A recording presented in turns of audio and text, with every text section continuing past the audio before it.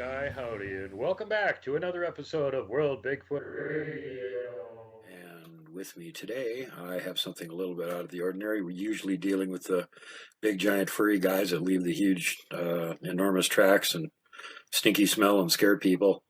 And but they're not the only cryptids out there. There's other things out there too, and some of them can be even scarier, and not because they're big, but because they're little.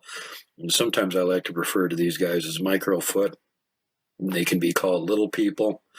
The interesting thing about these guys is there's legends from them all over the world too. Every culture, every continent. There's legends from the locals that, yeah, there were little people here, and they have all these interesting attributes. And every area they've got a different name for them, and they give them a little bit slightly different things that they maybe can do and whatnot. But there's a lot of things that are similar there too. And with Bigfoot, you always have the naysayers and the skeptics saying, "Well, there's no such thing as Bigfoot. Nobody's ever found a skeleton." Well, nobody's ever found a gorilla skeleton either. That didn't stop them from existing. But on the other hand, we have found little people skeletons. We have the Hobbit skeleton, the Homo florenziensis from the Isle of Flores. And if they were on that one little island, then apparently they found more skeletons of them elsewhere recently here. What's to have stopped them from going all over the place everywhere else? And, from what I can figure out, it sounds like their relatives, at the very least, probably did go all over the place everywhere else. So tonight's show, I'm really happy. We've got somebody on here whose family has had experience with the locals in their area, which is Wyoming and Montana. And I am very, very fortunate, like I said, to have somebody who's actually had a background of these things. And for the purposes of the show, we're going to refer to them as Pedro, which is a reference to the Pedro Mountains mummy, which was discovered in the 1930s, all 18 inches tall of them. And that's the same little guys that we're talking about here. So when we say Pedro, that's who we're talking about. And now that we got that definition out of the way, I'd like to bring on our guest for this show, who I'm super pleased I finally managed to get on the show, and really looking forward to talking about this. Sue, welcome aboard. Yes, I'm glad to be here to tell my story. Now, these stories actually go back a long ways, but the first time you heard them, you were just a little kid yourself. You were like, what, 5 years old? Yes, I was 5 years old, and it was regarding my grandma. It was regarding my grandma's father, which is my great grandma's dad, and he was a native that from our original homelands, and he interacted with these Pedro, and then later on, we've seen them time to time in each generation, but it's in our where we family lands are. But we prefer not to see them. We don't consider them.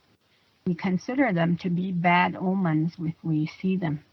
We think that something terrible or sickness or something might happen to us if we happen to see them.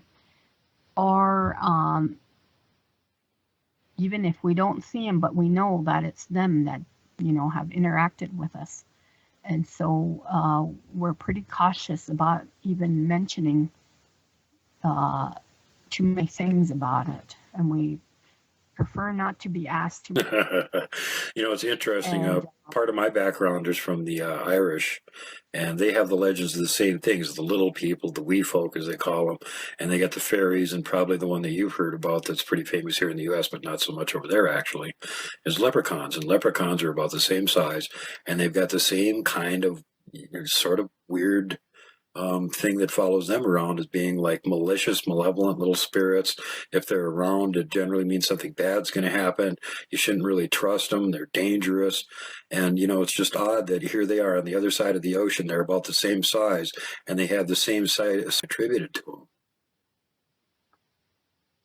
Yes, and what they look like, they're probably about, maybe about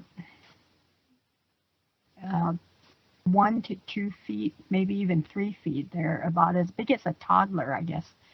Um, and they're also very strong.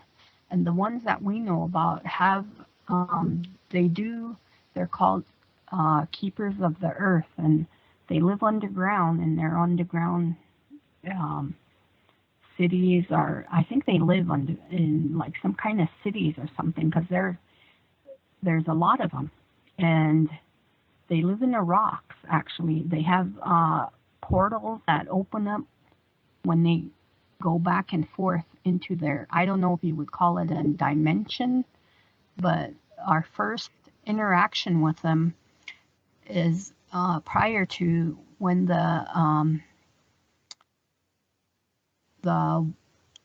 white man came to the native lands, and we had people that, this is one of our legends, where we had a man who shot into long, kind of straggly hair. Their faces are kind of like they're kind of messed up, and they like their nose might be kind of off. They have like kind of like scar looking skin and rough kind of skin, and they're also very strong, and they also have fangs. They have real sharp fang like teeth, and they're really strong, and they are known to carry elk and deer on their backs, and they're known to butcher a large animal fast, their teeth and their strength. And this is how my family history experience those characteristics of Pedro, because my great grandfather, who used to live out in the mountains by himself, watching our So now, at the point where you had actually first found out about these things, you were just a little kid. You were 5 years old, and they weren't telling you this story to like scare you to bed or something. You were overhearing a conversation that you shouldn't have been listening to, maybe. Yes, I was. I was actually laying on the couch, and the adults were in the kitchen, and the couch isn't really that far from the kitchen table. And I was supposedly going to sleep, but I just laid there and closed my eyes and was listening to their conversation. And I remember the adults started talking about Pedro, and how we had visitors that evening, and while they were sitting around the kitchen table drinking coffee and eating treats and stuff, I was laying on the couch listening to them, and my grandma and my grandfather were discussing. Oh, the visitors that were there wanted to hear some stories about Pedro, and what they knew about it. And so my grandfather, not my great grandfather that interacted with them, but the grandfather, that was his father-in-law, and he started talking about how he interacted with them. And he said that his father-in-law was in a cabin out in the mountains, and he was kind of surrounded by canyons, and there was one way in there, and he stayed there year round during the winter and everything, and the only way he could come back would be to ride horses out of there, and he would have to go down a canyon to come home. But his son, he would put a light outside his outside of that cabin door to signal his son at night that he wanted his son to go to the other side of that. That was the only communication he had with anyone. Wow. And he didn't mind staying there. He enjoyed it. And all he did was just ride his horse from there. He might kill a deer. And one evening he came back from riding, and he got done eating, and then he took a lot of canned goods because he didn't have a refrigerator, and so he opened a can of peaches, and he had some coffee, made some coffee, and he sat outside outside of that little cabin on a chair, and he started eating some of that, the peaches, and drinking his coffee, and then he used to roll his own cigarettes. And he rolled his own cigarette, and he had a can there and some kind of like papers and stuff, how the old fashioned way, I guess. Mm-hmm. And he was doing that. He ate some of his, he put that can down kind of by his feet, and then he started messing around with his cigarette, or rolling his cigarette or tobacco. And then he noticed something on a corner of his eye standing there watching him. And then he thought, oh, it must be one of those, like a smaller animal, maybe a raccoon or something. He turned around and looked at it, and it was Pedro. He looked at that can of peaches and wanted it. And so my grandpa gave him that can, and he ate the whole thing in a matter of seconds. He like inhaled that food, and my grandpa was watching him chewing those peaches, and he noticed he had fangs, and that kind of creeped him out. But he didn't want to do anything to get that thing riled up or anything, because we already have our legends about them. And so he talked to him in the old language, and which isn't the same as that we talk now. It's an older language, and somehow Pedro let him know that he had to leave now and that he'll be back, and he wanted some more of that sweet stuff. And so my grandpa said that he had several cans of that stuff, so he said yes. And so he said he seemed like he just disappeared, and then he got up and went around that corner to look around, and he didn't see him or anything. So he didn't like actually run off or anything. He just more or less like vanished. Went. I guess he just left fast, like. Okay, so he did like take off fast. Boom, gone. Yeah, fast. And so my grandpa walked around that cabin, looked around that area, went to the horse corral and looked around there, and he didn't see that Pedro anywhere. So then he just went to bed because it was dark. I mean, it was dark by then. And so he made sure that he had enough of that stuff because he was kind of afraid of what that thing would do. God, I would be too. I mean, he may not be very big, but he's got fangs. Yeah. And so he didn't know what he really wanted, why he came to him. And when you see something weird like that, you have to start praying and off your family and stuff. When you see something weird that's out of the ordinary.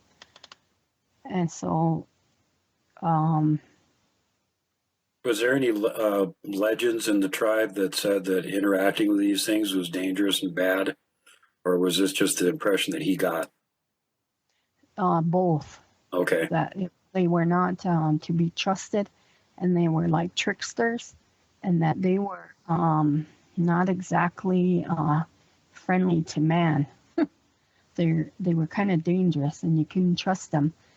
And if you seen them, or even knew that there was that it might be them playing tricks on you, then but you didn't see them, even that is a bad omen, and you had to like stay home for a while, pray, maybe even fast, and not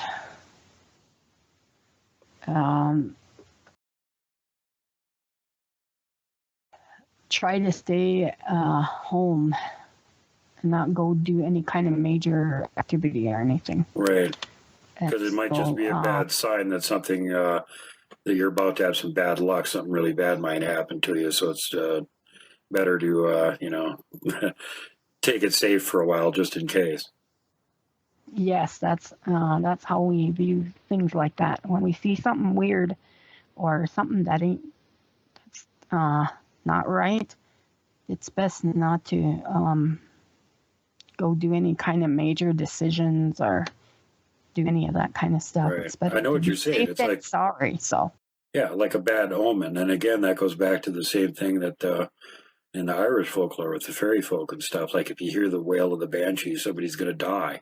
If you think the leprechauns are around or something, they're dangerous, man. I mean, we've got this cute cuddly thing with leprechauns that we think, no, that's not what the original legends were like with these little guys. People didn't want them around. They were surly and nasty and foul-tempered and not to be trusted. So it sounds really similar to the description of what you're given here. Yeah, they just don't dress the same. Mm-hmm. Yeah. Local clothes are different. Other than that, they're probably the same clan, right? I think so. Well, so this is scary. So you're laying there as a little kid on this couch listening to this story that the adults are telling, straight-faced. Now, what are the ones that asked for this story to be told? What's their reaction to it? I noticed that they were shaking their heads and that they were almost like whispering because, as we said, we can't say their name out loud or else they'll come. And so because of that, they were starting to whisper. And I had to hear even more. I mean, I had to really strain my hearing to really listen to the next parts because it was interesting, very interesting. And so, and then I started getting the creeps myself laying there with it. I mean, all of that. I was kind of getting the creeps listening to that stuff. And so I started getting kind of scared, but I went ahead and listened anyways because my curiosity was just getting the best of you. Yeah. Yeah. I probably would have done the same thing too. I'd be like, oh, I shouldn't be listening to this. I'm really scared, but I want to hear some more. But this is really scary, but I want to hear some more. Yeah. And so he, it wasn't the very next day or anything. It was maybe a week or two later that Pedro came for a visit again. And this time he brought his friend. There was a second Pedro there, and he looked basically the same. He looked the same. They both had ugly faces with fangs, and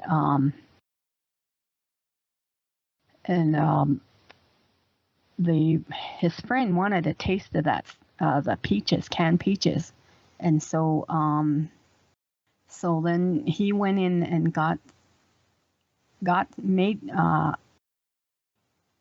some out and fixed it for them, and that one wanted another can, and so he got out 2 cans, I think, and then his can of tobacco was right there by his feet. He was sitting there. That was kind of his usual habit, was to smoke his homemade cigarettes, I guess, drink his coffee, and kind of relax there before he went to bed, because he had to and then he would sit there and turn on his lanterns, the gas lanterns, and he would sit there and just relax and look out into the valley and just look around, and it was usually pretty quiet, and I'm pretty sure he didn't have a dog or anything like that. And because he,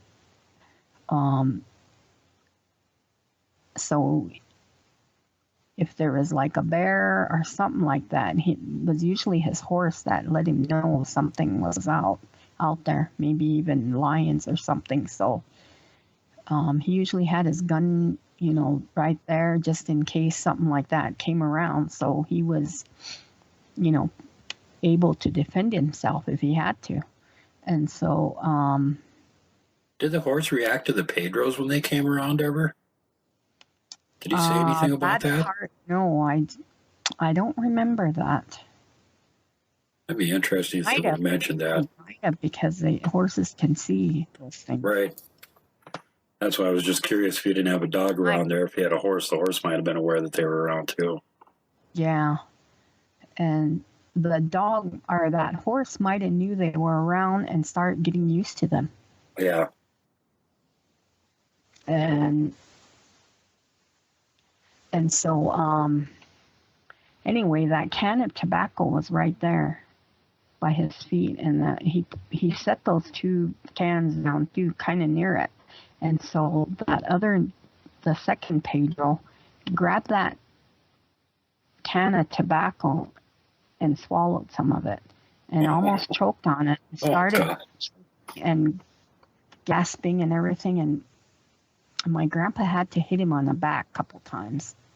And then he started like almost throwing up or something. And then he grabbed his coffee and drank that real quick. And then they both took off real fast. It seemed like they just kind of like turn and run or something so fast that he's kind of like amused at how quick they were. Mm-hmm. They didn't come back for a while because of that, what that other second one did. And then later and then this had to have been in the fall. So I think he came off the mountain like maybe once a month or something to get supplies, and he had pack horses, and he just because he had to get like groceries and stuff like that, and so he wasn't really didn't really need meat too much because he just killed the deer and elk around there, but he needed other stuff. So then he left and came back, and then the winter came, and it started snowing, and it was like a blizzard, and it's it's way severe in the mountains. Uh-huh. And then for 2 weeks there was like a blizzard, and it was like below zero weather, and my grandpa couldn't go out to really hunt, and he had to move his he built some kind of a thing. It sounded like he built some kind of a thing near to keep his horse, so he didn't lose those horses. He had to kind of make like a lean-to thing by his lean-to or shed or something. Yeah. Day he had to, and I think my his sons, I think they took a lot of hay to him for his horses, because they he didn't have, it looked like he was running out of, I think he did run out of meat, but he had some canned goods in there like corn and some other stuff, but he preferred meat. And so I think those things went in his cabin and looked at his stuff at night while he was asleep. And then one morning, he got up and opened the door and got some firewood and started up his wood stove and was gonna, he started making coffee and just gonna see what kind of food he had. And then he heard something hit the side of the door or something. Then he thought, what the heck is that?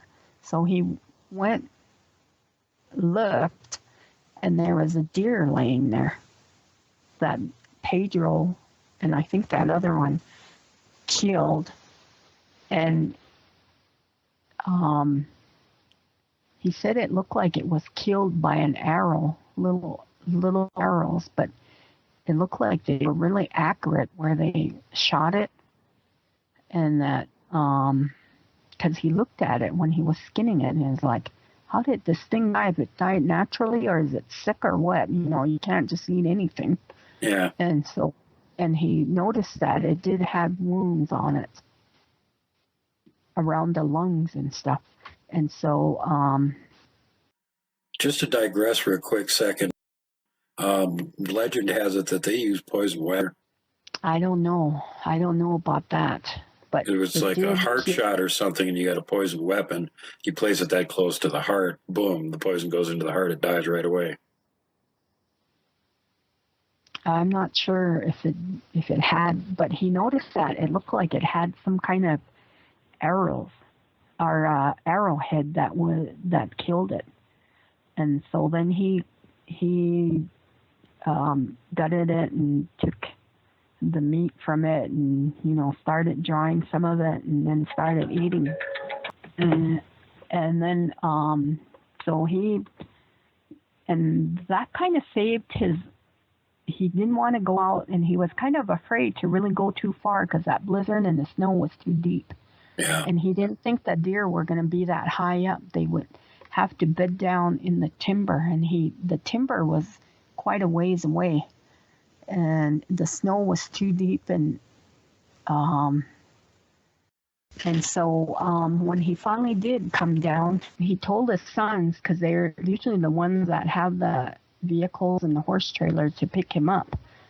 And so when he finally got home, and he lived with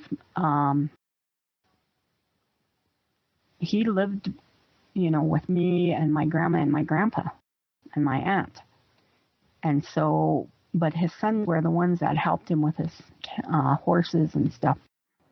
And that's why they were talking about some of that stuff, that he might have died at that. He might have already died then, but I remember him because I lived with him until I was maybe 5. And so it seemed like he might have passed away, and then that they were kind of mentioning him and what he's seen in his lifetime. And so they started talking about that story, and then he told his sons and my grandma, and so they were kind of afraid. They started getting afraid, and they started making preparations for like prayer and having things that we normally do for that in our culture. Right. And so, and they kind of didn't want him to go back up there. I don't blame him. About 70 some years old, or maybe even older, because I want to say he might have been born in the 1870s or something, 1880s, somewhere around there. So this was like in the early 1950s when this happened? Yeah, and so he had to have been, his kids were adults with kids of their own. Right. And I was a great-grandkid. And so... And I had 81, but yeah. older than me. Yeah. And so because of that, they didn't really want him to go back up there from what he'd seen there. And so, and I think I think they talked him into not going back up there. But, and I think did quit that job, and they hired some other people that were younger than him to take over that job. And I don't know if anything happened with them or anything, but I remember one time when I was a little girl, I had to have been about 4, and we went to that canyon where you can see that cabin from the canyon. You have to go to the rim to see it, but I remember he had a car, and he would drive his car to the edge of the canyon, walk down, I don't know how many miles. It's like maybe a mile down or something. It was a long ways walking down, and he would, So I don't know if they interacted with him there, but they seemed to know him, and he wasn't. To me, it seemed like he wasn't really afraid of them anymore after they brought that deer to him. Saved him during the blizzard, yeah. And I think he might have wanted to interact with them because they knew that language he spoke. No, there wasn't too many elders that spoke that language, but there was a couple of words that he could not understand, meaning that those things lived a long time or something. Oh, I forgot that part where they came back when that other one came back before the little accident happened. Right. That other one grabbed that tobacco. He started trying to communicate with them by doing sign language, using older words, and then then he asked them where they lived, and he said, "Do you want us to show you?" And he shook his head, yes. And he said, "Follow us then." And then he followed them to some rocks that were further. I don't know, maybe it wasn't right there near the cabin. It was on the edge of the canyon, and he had to walk a ways to get to there. He followed them, and there was a canyon there, and he said, "That's the way to go in to our village," meaning that there was more of them down there. And it was, to him, it sounded like the way they described it was that it was like a city-like place. And he said, "Can I go in and look?" And they said, "If you go with us, if we take you, you can't come back ever." But they gave him a choice to stay or go, meaning he would have to die. Mm-hmm. And he would go down there into that place. And there's pretty much the identical legend of the fairy folk over in Europe. If they take you into one of their little mounds or their barrows to go visit them, generally you never come back again. If you're so lucky that they release you, it's usually a year. Yeah, to me it seemed like they didn't. The way it sounded. Oh, and then he said, "No, I have family. I have to stay here for my family. I don't want to do that to them." And they said, "Okay, then go back to your cabin. We won't come back anymore," or something like that. "We won't bother you," or something. They had some kind of weird agreement. And I think the reason why he would go down to that canyon to fish is just in case they did interact with him again. He must have had a curiosity about him. Like he wanted to know more about him or about them. Yeah, I could actually see that. If you could communicate with them a little bit, it would make it like really hard to not be curious about it and want to find out more about them. So now this is the few words that he could understand that they were speaking. This was in your native language, but like an older version of it?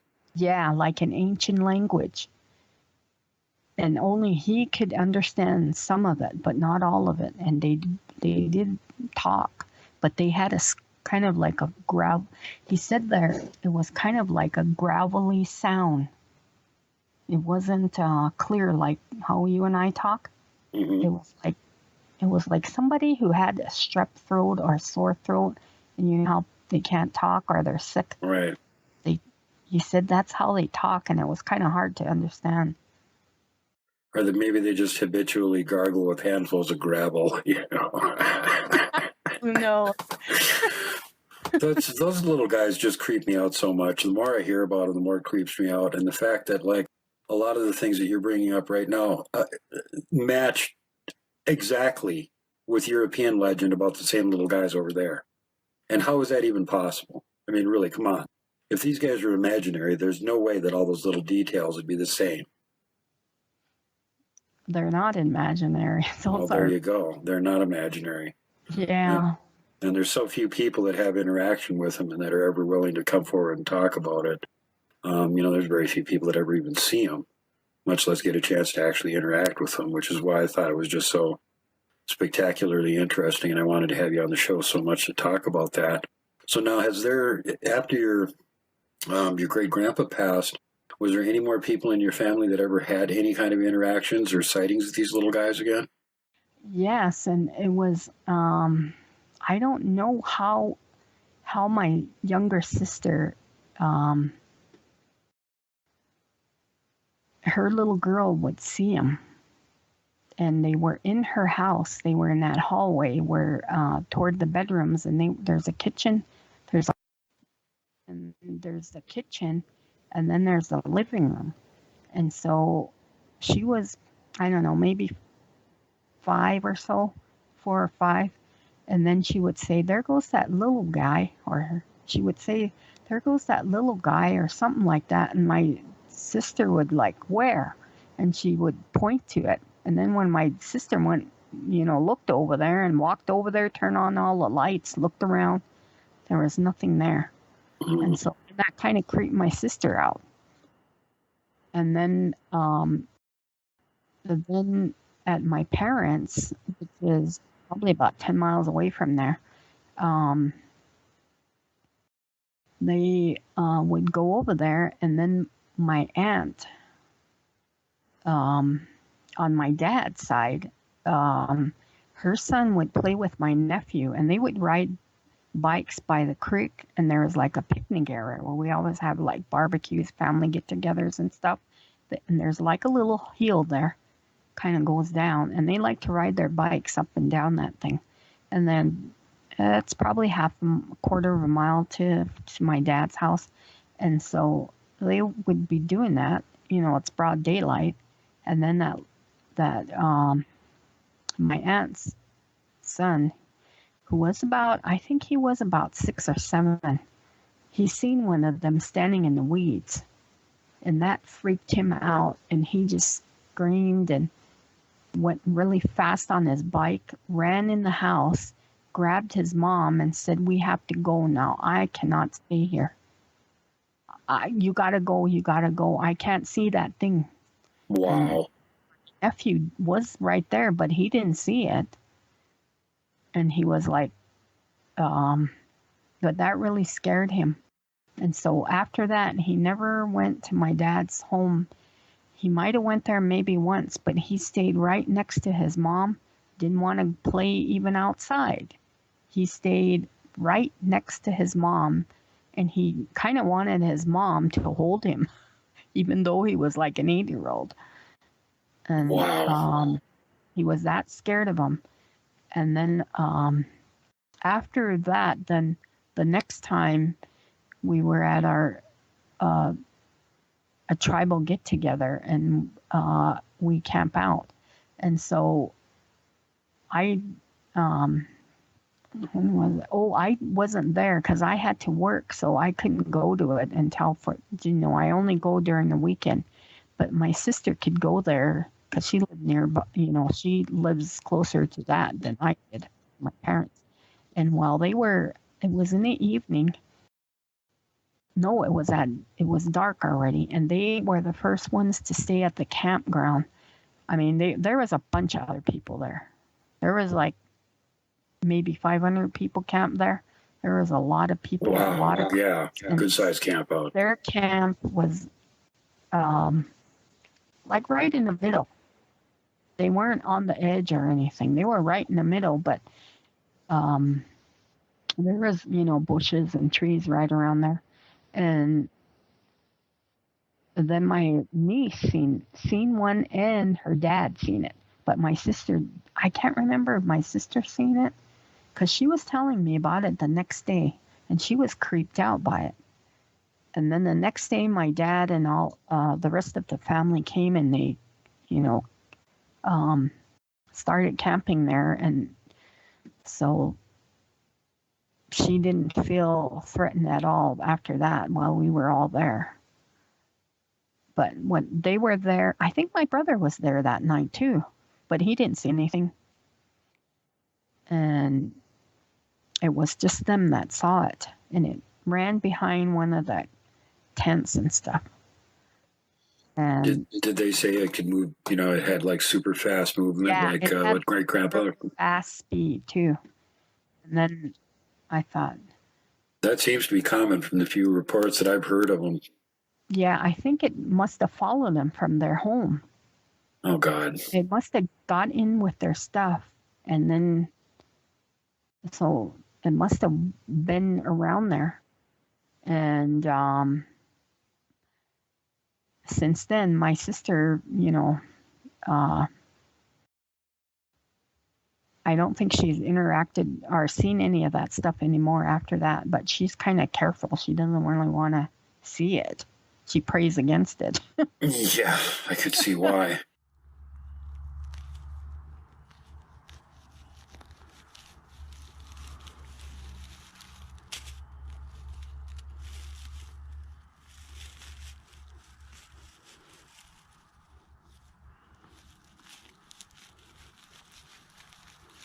The littler ones would be easier. Not.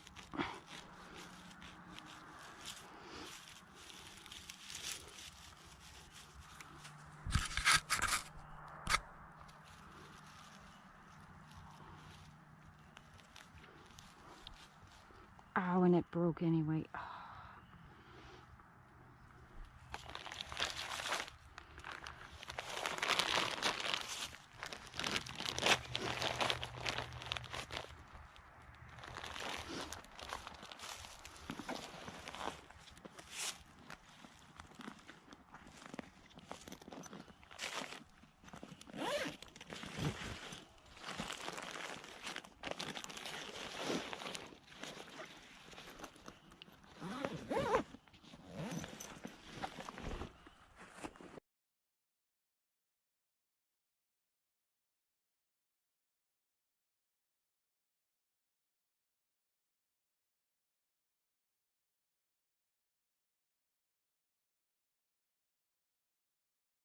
Let's have a look at our little track from yesterday. This here's nothing, but I'm leaving it for something to hold on to. So we have half of a toe here, that's a big toe.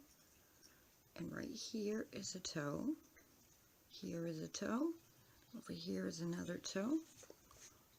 I'll turn it sideways.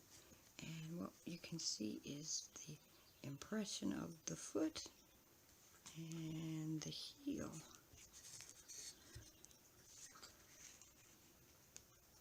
You can see it's the typical 4 inches long. That's a better view of it right there.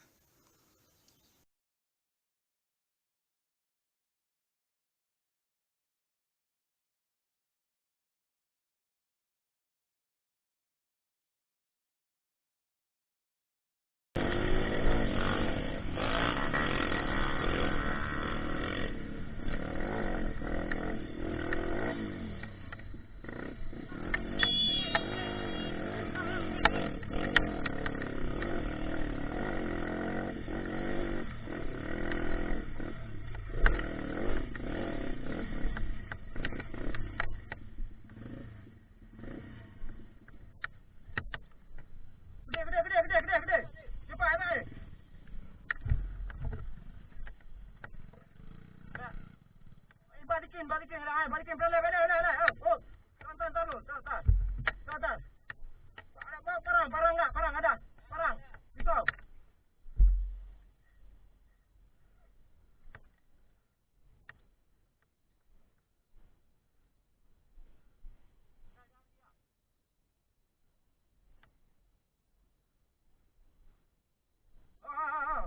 Masuk, hati-hati Jo. Pegang parang dia tadi Tombak. Oh, tongkat. Masuk.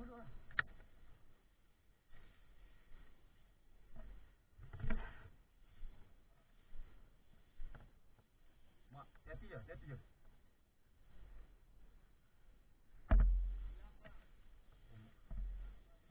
Berani dah bang. Dalam kali bang.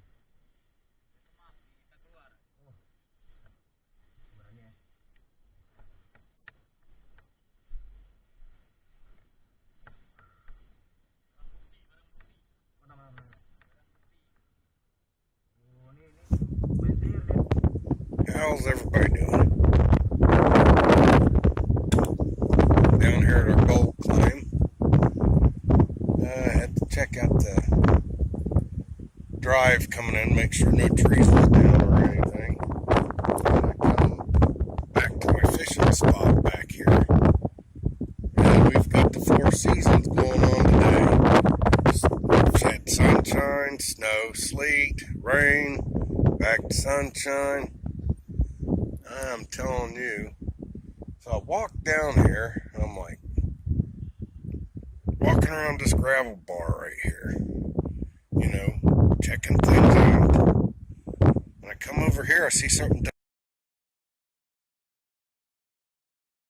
dug out, and I thought, well, maybe some deer did that. I wanted to show you guys this. You can see where I was standing around right here, looking around here. I'm going to kneel down here.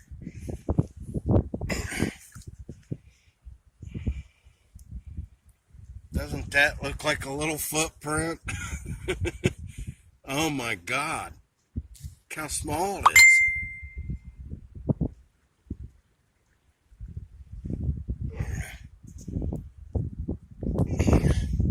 Yeah, my signal out here is kind of crappy, guys. I can't help blow away, blow in the river.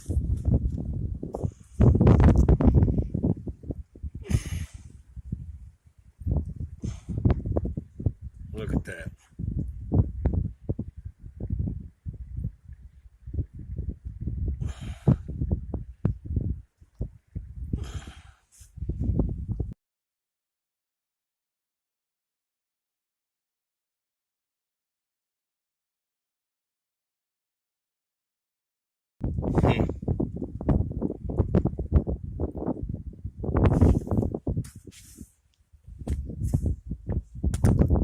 But I don't know what kind of animal has feet like ours. And you can see the water's receding down. I was actually following this black sand line here. That'd be a good place right there to test for gold. As you can see, there's some pyrite right there. That shiny stuff, that's pyrite. But looks like it had little hands, fingers was in there digging around.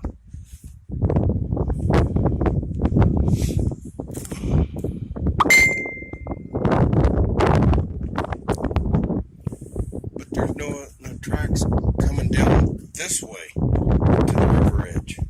It's only coming up from here. Well, that's the river otter. I don't know.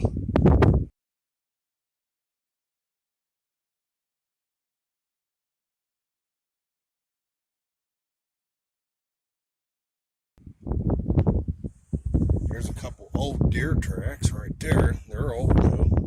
A couple days.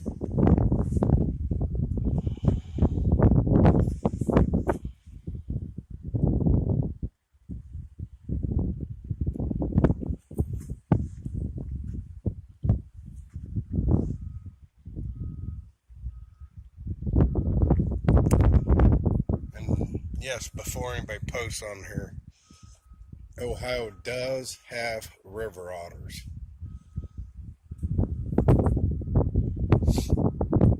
It's in our guidebook, and they have stocked them in this particular river too, Kosing River. But I didn't know they had a foot like ours, or a footprint like that. See how the toes come around just like a person's, a human foot.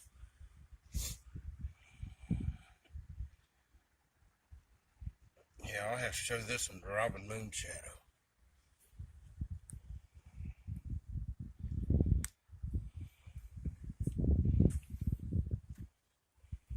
She knows a little bit more than me than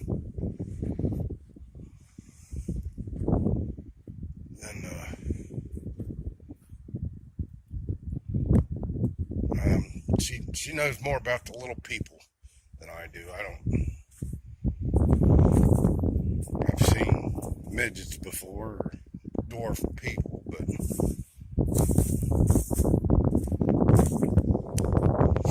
alright guys, I just wanted to show you that. I'll talk to you guys later. Squatch on. Yeah. Now, do you have like a general taboo, or is there some sort of a legend revolving around them not touching you? Yeah, it's, or any kind of thing that isn't quite, Ordinary? yeah, that it's generally regarded as something terrible could happen to you, or not, or within the household, not necessarily you, but could happen within the household too. But it's like an omen. You don't want them to. It's just like somebody, like a murderer touching you would be equal to that. Right. You don't want anybody like that, especially if you know they're guilty of the crime, to Right. touch you, Right. and it transfers evil spirits to you.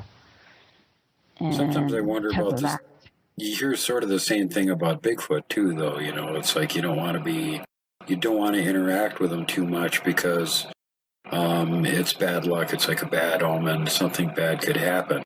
Well, if you think about now, it from just a regular standpoint of straight up interaction, yeah, bad things could happen. First of all, you could get killed by them, and secondly, all your friends could think you're insane because you're interacting with these things they don't believe are real. So there's two obvious bad things that could happen right there. We're motoring right along here now. So you've been through a bunch of different encounters here, including your great grandpa and some other members of your family. In general, are there quite a few people in your tribe that have actually like had encounters with these things, seen them, or anything like that? I used to hear a few stories about like teenagers seeing them on the middle of the road at night, if on desolate roads. Well, those were the only things I remember within the last 20 years. They, some of them happened right around here where I lived, and then some in where these teenagers would, go out to party at some desolate spot. There's a group of them, and they're acting real good, and then suddenly they see one of those things, and they freak out, and they call the cops. Yeah. They're trying to hide from the cops in the first place, but they called the cops or run to jail or something. I see them run to Come the bust first us. cop. There's some weird thing here. That, yeah. So there's hardly any traffic on these country roads around here, and haven't really, like I said, we don't generally discuss these sightings. Families handle that sighting in their own way. They don't advertise it. They keep it hidden. Is there any, even like old legends or stories or anything about these things having bad, like attacking people or stealing livestock or anything along those lines? It's like you hear this sort of thing being done by Bigfoot occasionally. Just kind of wondering if you heard any of the same kind of legends about Pedros. No. I don't think people really attribute any kind of like maybe cattle mutilation to them, but they are known to be strong, and they do take down large animals. And this is from previous legends before the white man came on the scene. We've known those characteristics, but like I said, people, if they seen something like that, they normally don't tell anybody.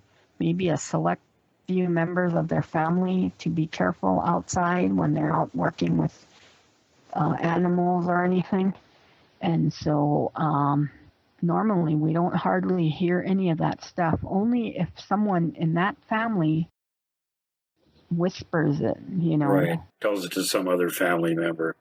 Yeah, and and it's usually a warning not to go into a certain area. Mm-hmm. Like,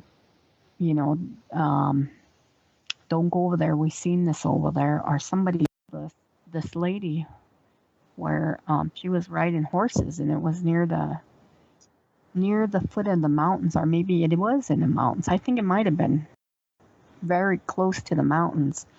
And the lady was at a reservoir, and she was moving cattle, and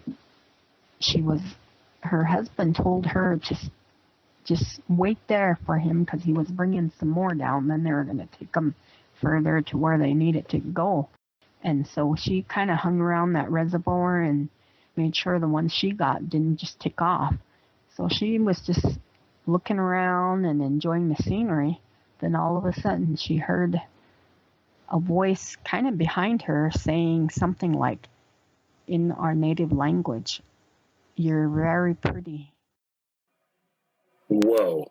Turn around, and it was one of them, Pedro. And he looked the same way I described what my great-grandfather seen. And then she freaked. And I think her horse started freaking, and they just took off at a dead run. Wow. She was screaming her head off, and I think her husband must have heard it, and he ran toward that way. And she said she had to leave. She had to go into town. She could not be out there with that thing. Oh my God, I can see why. But that lady obviously overcame her fear. I think really watch her when they go out.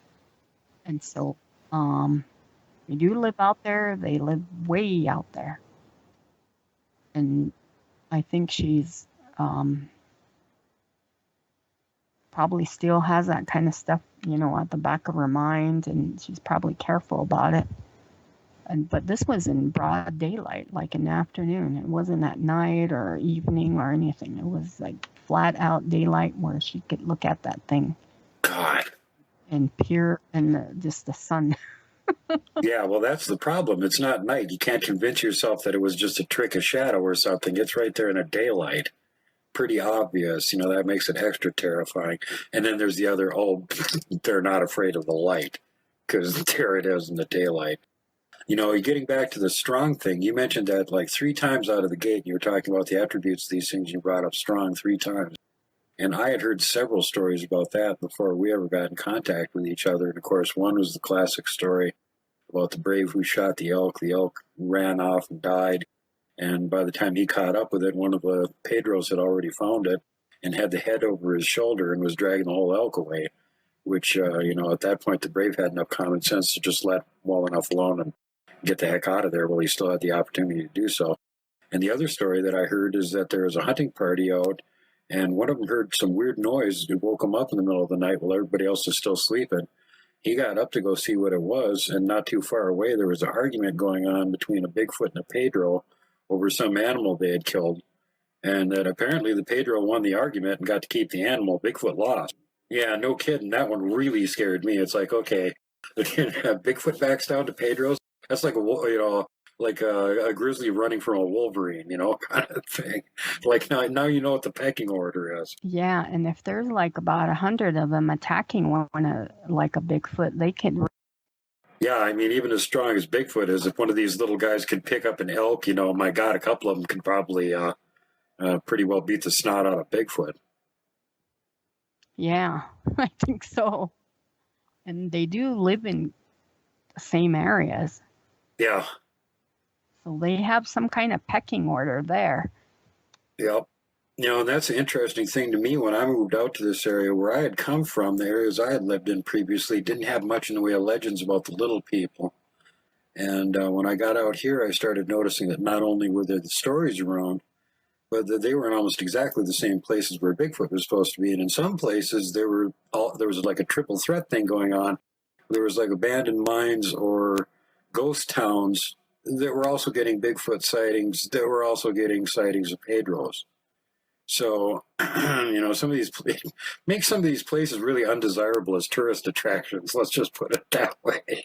Unless you're there to go see monsters, you're not going to want to go there at all. But I just found that really odd that there does seem to be that kind of overlap. Like these things are inhabiting sort of the same territory, so there must be some sort of interaction that goes on with them from time to time, and they probably pretty well got figured out who's in charge in what situation, I would guess. Yeah, I personally believe that they are Nephilim creatures, and they belong on the other team. And most of these types of critters that you hear about, they live underground. That's the same place the giants live. Take note of that. They all seem to live underground. And it's a lot easier to hide underground too. You got to give them credit for being smart there. But the whole thing to me is just it's an extra layer of creepy that I didn't need. I mean, I've seen Bigfoot. I haven't seen a little person, and I'm hoping that I never actually do. But having found tracks at that one point when I was out there by the ghost town of Coloma and outside of the town in an area where just no one ever goes. There's no way to get there other than on foot. And it's about 1.5 miles in the middle of nowhere. And you find tracks that look like a human toddler wearing moccasins. Well, damn good and well there's no mom with a toddler out there walking the kid around in this slag heap in the middle of nowhere. So at that point, it becomes pretty obvious there's something to this. And, oh, by the way, I'm going to leave the area right now, which is what I did. And usually if I see a Bigfoot track, I stay there and photograph it. I don't go run away. So that was my reaction to the first time I ever saw anything like that. And I had already, heard that they were supposed to have been in that area. I just kind of blew it off. It was like, yeah, well, you got ghosts and Bigfoot and everything all lives in this area. Yeah, right, whatever. But then you run into something like that and you just, it's like you start going, okay, well, I need to quit being stupid and start actually listening to what these locals are telling me, because they're trying to give me useful advice here and I'm just like blowing it off, not paying attention to it. Yeah, and I think some of that mining activity must go into, where their hiding spots are. And do you kind of notice that those old mining places are abandoned and that people leave their stuff there and take off? It's like they don't take any of their equipment or nothing. Even those, like I was looking at some old interior of a old cabin and stuff like that, and I noticed that people didn't even, they left some of their clothes and all kinds of stuff there. Like they had to leave in a hurry. Things that, if you were just going to move, you'd take it with you. You wouldn't just leave it there. Yeah, or throw it away, Yeah. And there was even some that I seen somebody's like Levi jacket and a hat. It looked like a cowboy hat and some tools on the wall. Like they left in such a hurry that they left their everyday clothing behind. God, you got to wonder about that. The ghost town that I was in doing this research on, they know practically nothing about this. 4 miles away is Garnett, one of the most well-known ghost towns there is. It's well kept up by the Park Service. They know everybody that lived there, how many years they lived there, when they moved there, when they left, who founded the town, when the town pretty much ended, exactly how many ounces of gold they pulled out of the ground, da-da-da-da-da, down to the last detail. Okay, 4 miles away from there, on the same stagecoach line, is Coloma, about which they know nothing. They don't know who founded it. They don't know when it was founded. They don't know when the town was officially abandoned. They're not sure about pretty much anything about the town. They have a rough idea of how many buildings were there at some point. How can they know all that information about one town and another one 4 miles away? They know nothing about it, and they're from the same time period. That makes no sense at all. And then the Coloma, the rumor there is that the mines had actually been collapsed on purpose, and that they had Chinese in there who had been workers on the railroad. And when the railroads were done and they had put all the railroads in, they got the Chinese workers in there to work in the mine, and the mine was getting pretty close to being played out. So instead of paying them the last paycheck, they just collapsed the mine on top of them. And this mine the mine had been dug, and the town had been built on top of where the mine was. And this is right next to where there was an Indian burial ground before they decided to make a mine there. So it's like really bad juju on top of really bad juju on top of really bad juju. And, and then it seems like when stuff like that start happening, then you start getting all these weird cryptids attracted to this area, and they all start showing up. We had ghost phenomenon while we were there. We definitely had Bigfoot phenomena. And, so it's just like this is, I don't know if it's too much tragedy opens a portal, or if, there's just like something that attracts them to these areas. It seems like you see a lot of Bigfoot sightings out of old abandoned towns, old abandoned buildings, old abandoned farms with barns, graveyards even. What does attract a Bigfoot to a graveyard? But they will quite often see sightings of somebody just driving by on the road and there's a graveyard and, oh, there's a Bigfoot standing in it. So what is that all about? So there's things about these things that we definitely don't know. And, I think the more information that we can get on them without offending them and making them come and yell at us, the better, the better for all concerned. Is there anything else that you wanted to add before we get going here? I guess that would be that people need to be careful when they're around like rocks or rocky areas. You don't want to, have one of these things follow you home. And they're also, I want to say they revealed themselves to kids, younger kids, and that there should be a warning about that stuff. These people that go, tourists mainly, they just let their kids run all over the place, and they don't watch them. Have you listened to very much of the Missing 411 stuff that Dave Pilates has done? Done a lot of interviews and stuff. I have all the books. I've read. Okay. I've read all. So the 3 number one spots where people go missing from. One is big areas with rock slides and stuff like that, and that's what you're just referencing right there. The second one would be swamps, and the third one would be berry patches. So given that there isn't really a food source other than digging prairie dogs or woodchucks or marmots or something out of holes in between the rocks, there isn't really a ready food source in these big rock fields. And you not only hear about the little people being connected to them, the Pedros, but you also hear connections for some of the more aggressive and nasty varieties of Bigfoot being attracted and somehow frequenting these areas. And that goes to legend all the way up into Alaska, where they talk about that sort of thing. And, it just makes me wonder what the whole weird attraction for these big, rocky fields are, talus slopes and rock slides and things like that. What attracts them to them, and how many of the people that have disappeared in these locations may have actually fallen prey to the Pedros. Yeah, and actually in that book, the 411, the Western version, we have a couple of our tribal members listed in there. A little kid who probably disappeared like maybe about 40 miles from where I live. And then the other one was in that same general area where the top of the mountain where those things were. But they killed the guy, and then they brought his body back. And they put it back in that same place where there was a camp there where everything was done, and that it was only a few yards from that camp, and people were camping right on top of that area where they found his body. I mean, like tents and stuff.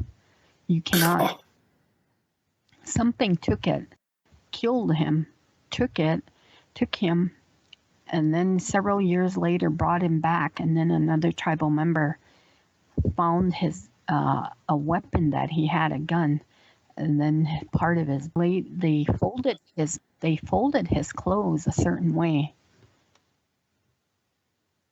and I thought that was weird. That's the other weird detail you hear, where some of these people disappear and there's that neat little pile of their clothing laying there. And that's the last thing you ever see of them. Yeah. Anyway, that happened there. And then the other one was this is a little girl that lived, this was, I think, I want to say 1958, or it's in the Montana section. Some like maybe 60s. Might have been the 60s. But anyway, she called it a bear. And she sprained her ankle, or I mean her arm, so she had a little sling on it. And they were camping at Sage Creek, which is that Custer National Forest. And they were camping there. There was other families camping there and their family. And there was an outhouse there, and she told her mom, and I want to say, I can't remember how old that little girl is, but anyways, she went to the outhouse, which wasn't even that far from their camping spot. And then she never came back. And her mom went, her dad, the whole camp started looking for that little girl. And because she had that arm sling that she would, any kid running around there, they knew she hurt her arm, so that she was wearing that thing.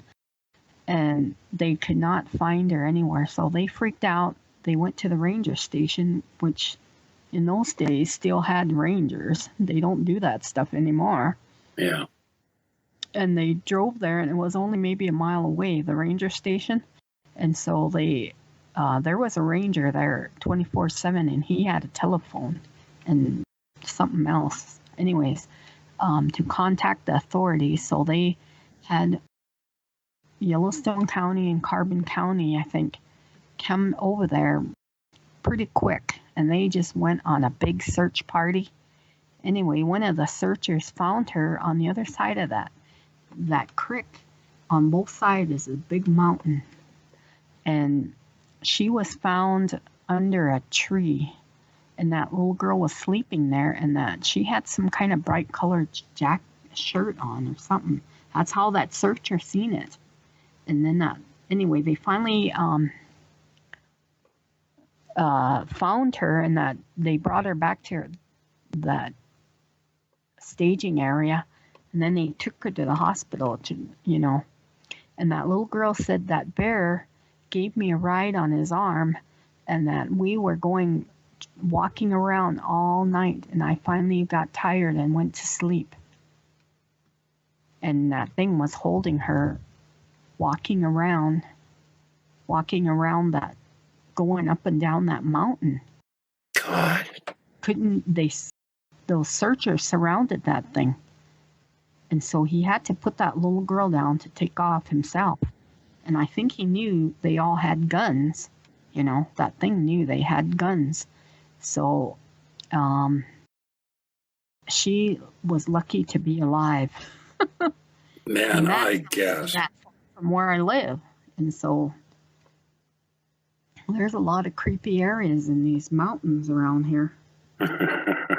And that story is in that 411 book. And wow. I read, that's the first thing I did was read the Montana one first in Wyoming. See where all these, and then I kind of noticed that a lot of those people just aren't watchful of their surroundings, Let kids just take off running or go anywhere. You can't just turn kids loose, especially in the mountains or in an isolated area, even in your own house. Even in your own, if you live out in the country, you have to know where everyone's at all times to be safe, because there are monsters around and nobody seems to believe that, but they are there.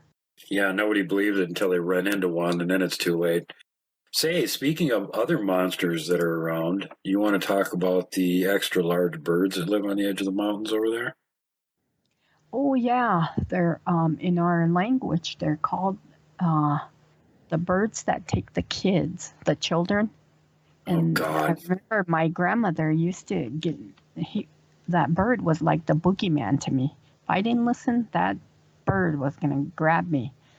And so she would make me be real quiet because she said they can hear you, especially crying babies and stuff, crying kids, pouting kids. Seems like they're after them, but I think it's to kind of control the kids from getting too loud, and making kind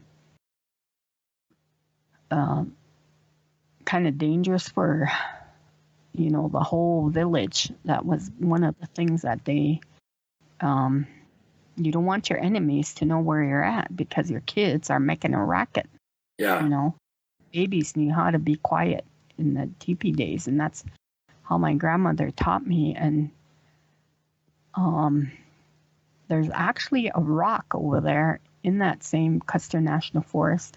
There's a rock that kind of like a pterodactyl, and I kind of I thought that's what they were pterodactyls, but now I think I seen a picture in the Smithsonian with a big black bird, and that was huge.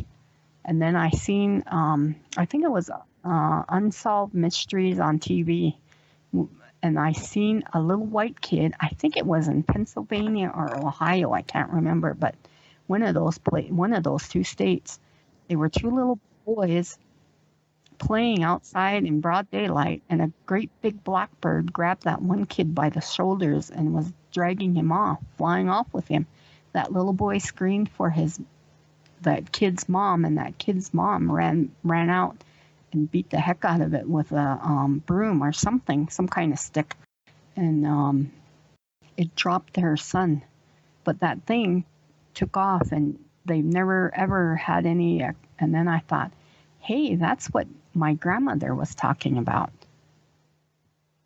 and that they roost in those cliffs, and that they do come out at night. I know that. And my daughter has seen one in broad daylight flying, and then my cousin's kids seen one flying in broad daylight too. They're like, look at how big that bird is. And I think my son said they seen one, but it was starting to get dark when they seen it, and they couldn't really tell how big it was, but it looked like a huge bird, like as big as a car. I know what you're talking about with that one Smithsonian bird. They actually got part of the skeleton of it and made a reconstruction of it. I believe it's called Pterothornis. It's sort of like a cross between an eagle and a condor, gigantic, sort of square-looking wings. They're figuring sort of a blackish-looking bird. Mm-hmm. And it makes me wonder, first of all, if that's where the legend of the Thunderbird came from, if it was the Pterothornis that they were seeing, these extra huge-sized birds. And a bird that big, I mean, out on the plains or around the mountains or something, it could ride thermals all day long. Wouldn't hard to have to flap its wings ever. It could just sit up there in the sky. And then the other thing is that you just mentioned, my God, if these things are night hunters, well, God knows what they could be getting away with, because we wouldn't know that they'd be around. Who would be seeing one flying around at night? I mean, unless it was like a starlit night or a moonlit night or something, you'd never see it. It's got black feathers. Yeah. And my daughter is the one that was talking about it. And then my son, he was around there. He doesn't live with us, but he said, I think I seen one of those things when he was going home from my house at night, because when he visits, he just hangs around there until, at night. Or he likes to go in the mountains a lot.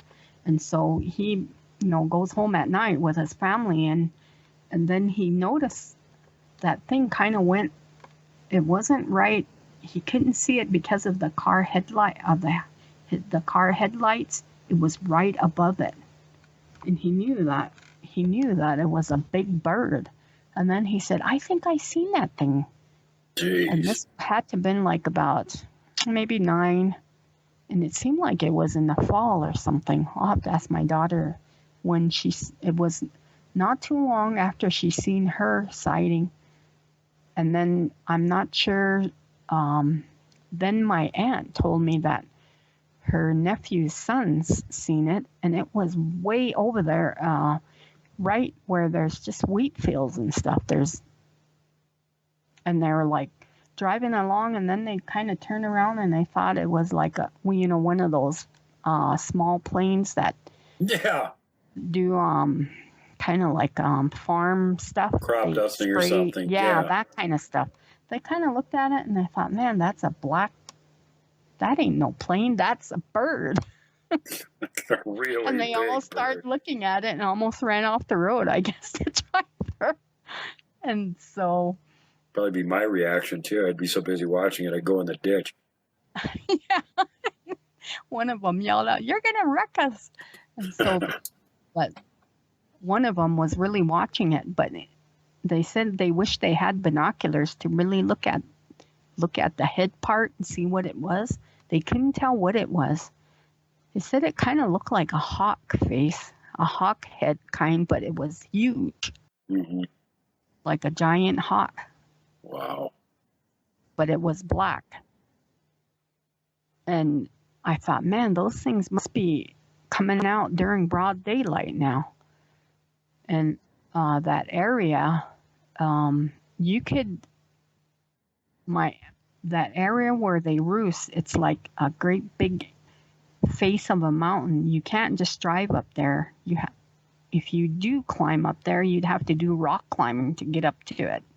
It's kind of like a real steep, and then there's timber all around it. On the bottom part of it, it's all timber. And one of my cousins I was telling her about those birds at that place, and I said, you can see that there's rocks that the shape of one of those birds is there. And I can't remember if I took a picture. I think I did take a picture, but my phone crashed and I didn't get a chance to download it. Oh. Bugged me. And that was last year. I took that picture last year. Because we just went up for a drive. We went into that Custer National Forest, and it's really pretty there. And it used to interest me when you'd see some of the old stories, especially coming off the plains, where the Plains tribes would talk about them. And they'd say that they would show up, they called them Thunderbirds because they'd show up along with storms. And I always thought about that. If the storm's coming across the plains, it's got that huge updraft in front of it. If you're just going to be a giant gliding bird, how awesome would that be to just ride that wave in front of the storm? You could go as far as you wanted to without flapping your wing. yeah. That's really creepy. Here comes a big storm. Let's take cover. The giant birds are out. Yeah. No, thank you. Yeah, that's how my grandma used to tell me to behave myself and not make any kind of noises because of that bird. Could you tell us what the bird's name was? No, it's in my language and I can't say it. Okay. It's another one of those bad things. Can you tell us what the English version of it would be? I would just say Thunderbird would be. Okay. Yeah. We're talking about the same critter as a Thunderbird, basically. Yeah. I was just curious if you could tell us the actual name that your tribe had for it. Yeah. Well, that's always been interesting to me. That's something you hardly ever hear about, too, and that's, again, thanks for bringing up that, and I'm glad that I remembered to actually mention it. And, and again, thank you so much for coming on the show and sharing your knowledge and your family's interactions with the Pedros. Definitely something for people to be aware of, that if you see giant footprints, you maybe want to leave the area, but if you see tiny, tiny footprints, you definitely want to leave the area, and like right now. Yeah. And so again, I'd like to thank you so much for coming on the show, Sue. Is there anything else that you'd like to say, or shout out to any friends, or anything else that you want to bring up? No, I'm giving this interview because I want to warn people that there's dangers out there and you need to watch yourself where you're out and about, and watch your kids. Well, I totally agree with that. And as you probably know from listening to my shows, that's what I'm all about. I want to let people know that these things are real. They may not be common, but they do exist, and potentially you could run into one if you go in the wrong place at the wrong time. So better to know what it is that you might have to deal with, or better yet, how to avoid ever running into it and having to deal with it, which is the optimal situation. but that requires knowing about it, so you know where to not go and when not to be there, so you don't run into one. So it's super important to have people like Sue here that will come on and talk about these things and give the sort of information that some of the people have actually managed to put together on these things, but are not usually willing to share with others. And so I really, really appreciate that from the bottom of my heart. That's why I'm in this too. You know, I had a bad encounter when I was 10, and it just turned my whole life upside down. And I don't want to see anybody else have that happen to them, or even potentially worse situation, get killed, just disappear, never be seen again. You know, and that's in my mind every day. Every day I'm worried that could be somebody out there having that happen to them. And if I can stop that from happening to even one person, it's worth all of the effort that I put into doing these shows. So that's where I'm at with it. So again, from the bottom of my heart, thank you so much for coming on the show, Sue, and sharing your encounters and your family's traditions and stuff with us. Just spectacular, and really appreciate it.